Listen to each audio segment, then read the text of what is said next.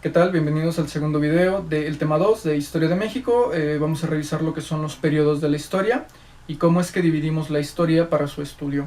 Bien, para esto hay que tener en cuenta un concepto que vimos en videos anteriores, que es continuidad y cambio.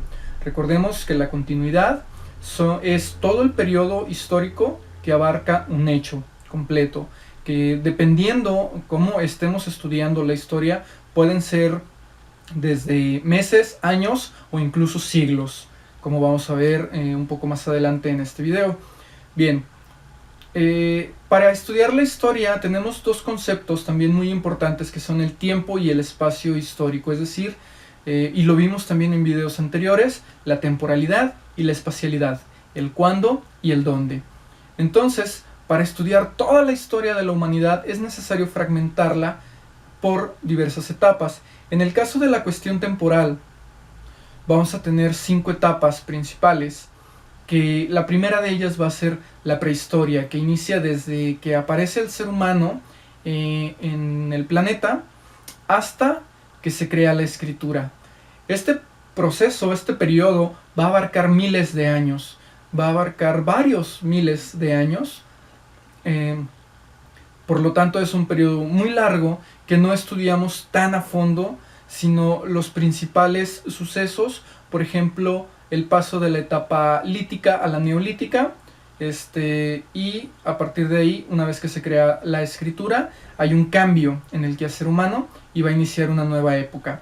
En este caso, a partir de que inicia la escritura, vamos a tener la Edad Antigua, que va a ser aproximadamente desde hace 3000 años hasta aproximadamente el siglo IV, siglo V, y después va a iniciar la Edad Media. La Edad Media va a durar alrededor de 1000 años, va a durar 10 siglos, entonces va a iniciar en el siglo V y va a terminar en el siglo XV aproximadamente. Hay quienes marcan el fin de la Edad Media con la caída del Imperio Romano, hay quienes la marcan, por ejemplo, con la creación de la imprenta de Juan Gutenberg, ¿sí? No hay un hecho tal cual que diga aquí termina, son meramente parteaguas y va a depender de qué estemos estudiando. A partir del siglo XV y hasta el siglo XVIII va a iniciar la Edad Moderna, que va a concluir con la Revolución Francesa. Revolución que va a dar pie a sistemas políticos y económicos que seguimos practicando aún hoy en la actualidad.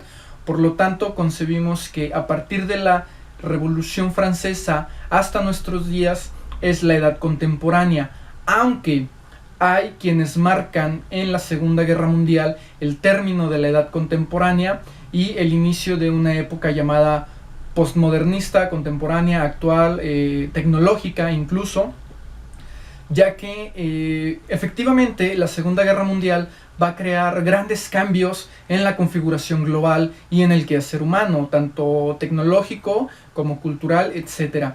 Entonces sí sería viable el concebir una nueva etapa a partir de la Segunda Guerra Mundial hasta acá, aunque, insisto, todo depende de cómo queramos estudiar esto. La historia, por otro lado, en la cuestión espacial, la vamos a dividir en 3 grandes bloques, que es la historia universal, que es la historia de todo el mundo en su totalidad, aunque es un tipo de historia muy general y se centra solamente en las grandes culturas. De hecho, se centra casi exclusivamente en el continente europeo. La mayoría de la historia universal, a menos que la enfoquemos a otros lados, es bastante eurocentrista.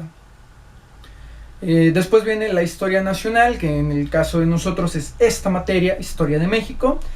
Y después tenemos lo que es historia regional, que en historia regional podríamos ver, por ejemplo, la historia del occidente de México o la historia de Jalisco, que es asignatura en algunas otras escuelas.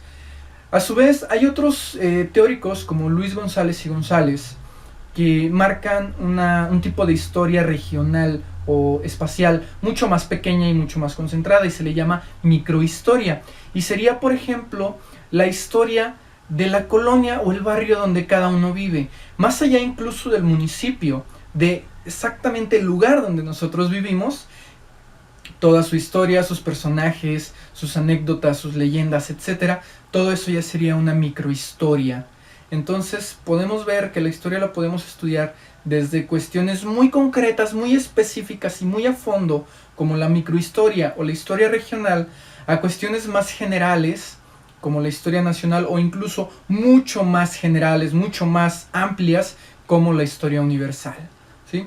Entonces, bueno, recapitulando, tenemos el concepto de continuidad y cambio como método para identificar etapas.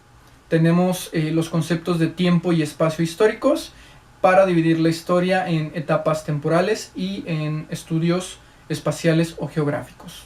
Gracias y nos vemos en el que sigue.